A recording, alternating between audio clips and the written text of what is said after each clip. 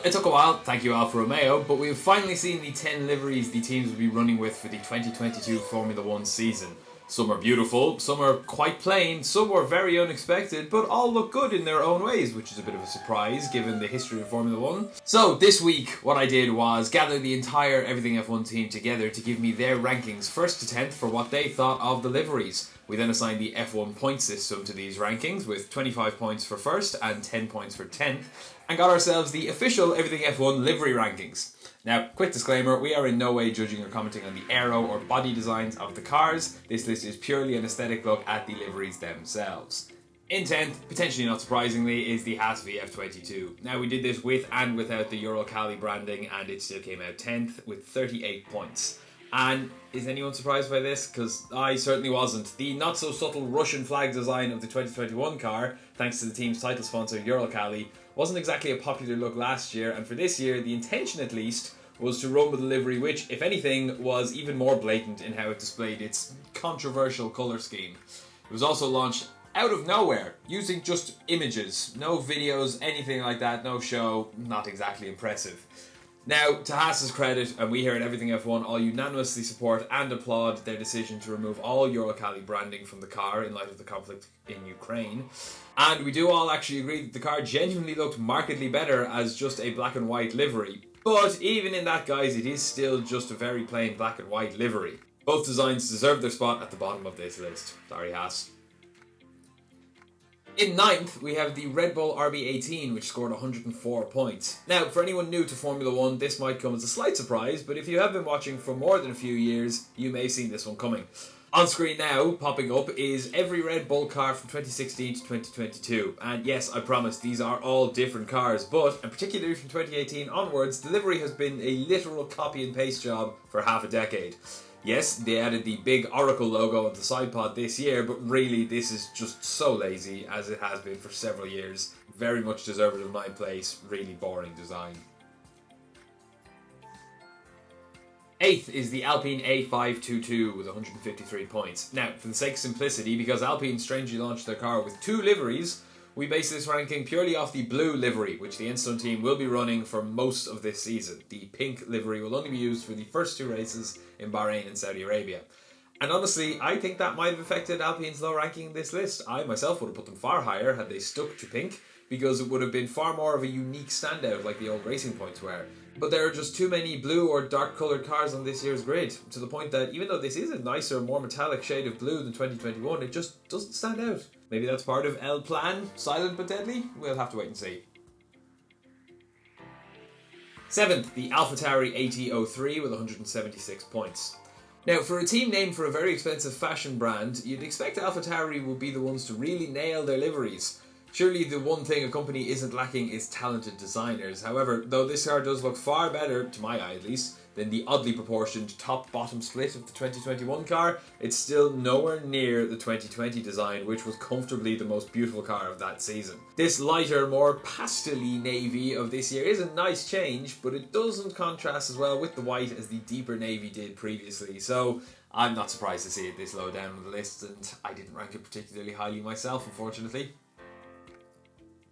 6th, the Alfa Romeo C42 with 182 points. They were late to the game, but I will hold my hands up and say that I was wrong. On a recent episode of the Everything F1 podcast, link below to all episodes, I may have said that, well, it'll be red and white, who cares? This was before the official livery had been launched and the team were still running their camouflage design, which was cool, but they were never going to run with it permanently.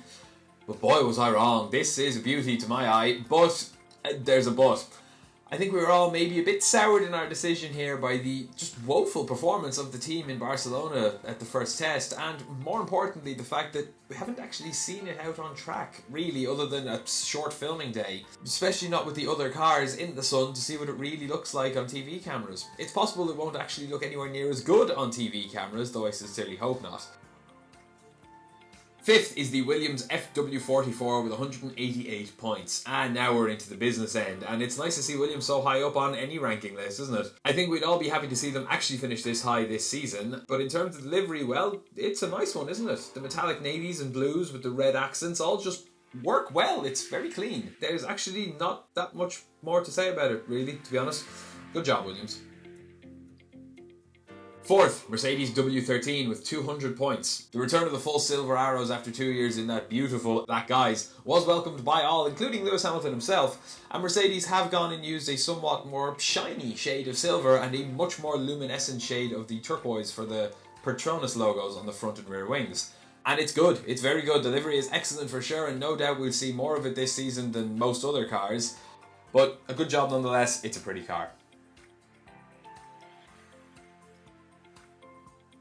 Third, we have the Aston Martin AMR22 with 349 points, and now we are getting serious. These top three flip-flop their positions with every ranking I gathered from the team, but Aston Martin ended up third at the end. But this is really a very impressive car launch and gave us a first look at how exciting and new these new cars could look with the right liveries. It had long been rumoured that the Silverstone team would in fact be taking cues from their endurance racers and using a lighter shade of green and adding their own iconic highlighter yellow accents, and that's exactly what they've done. Thankfully, last year's dark green and pink was, well, it was horrible, wasn't it? It was just nothing. This year the team really have stepped up their design and given us an absolute beauty. It's brighter, it's lighter, it looks meaner, it looks fast when it's standing still, and here's hoping the underpinnings are as good as the design and we can see lots of this Aston on TV this season. Now, in second place, and I'm a bit disappointed by this, is the Ferrari F175 on 352 points. Now, this was my personal number one choice, despite being a McLaren fan. Regardless, the F175 is quite simply the best looking Ferrari for 20 years. Not since the F2002 have I fallen so deeply in love with a red car. And it seems the team here at Everything F1 agree with me, mostly. Ever since their one-off 1000th race livery in 2020, we've all been clamouring for more burgundy, or at least a darker red. And at last they have delivered with more than just the engine cover from last year. This is just beautiful from every angle. The deeper red, the black, the yellow accents, it all just works so well. It gives vibes of those beautiful early 90s cars in all the best ways, so let's just hope it is considerably faster than those old horses were, because they were not quick. Thankfully, I predict we'll see a lot of this car challenging at the business end of the grid this season, and we're all here for it, because just give me more of this car, it's so pretty. Finally, the number one spot, the gold medal, the top step of the podium is the McLaren MCL 36 with 377 points.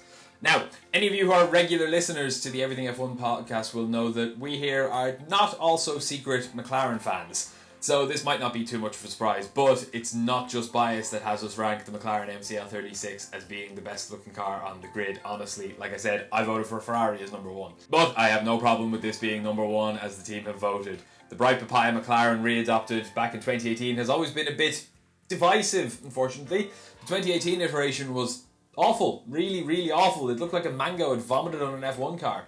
2019 was infinitely better and, to my eye, is still the best orange McLaren have ever done. But 2020 and 2021 were a bit boring despite being just loud and bright. They weren't as nicely designed as the 2019 version.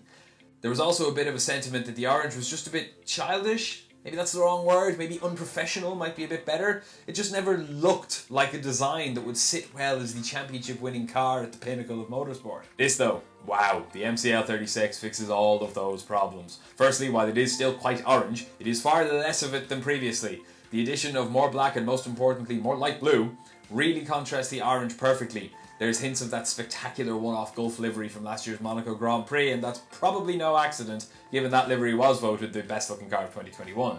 The biggest change though is just the overall design, the aggressive look of it. The hard angular lines make this car look far more menacing, and at last, McLaren have a car that looks like it will sit well in the pantheon of F1 championship winning cars, should they make it that far. This is a stellar job from every one of the Woking Outfits design team, and it is the Everything F1 best looking 2022 F1 car livery. Thanks very much as always for watching, and be sure to subscribe below and stay tuned for all of our latest videos. We have a lot planned for this season. It's going to be a good one. Make sure you don't miss any of it. Be sure to hit the notification bell as well. Thanks very much for watching, and we'll see you again in the next one.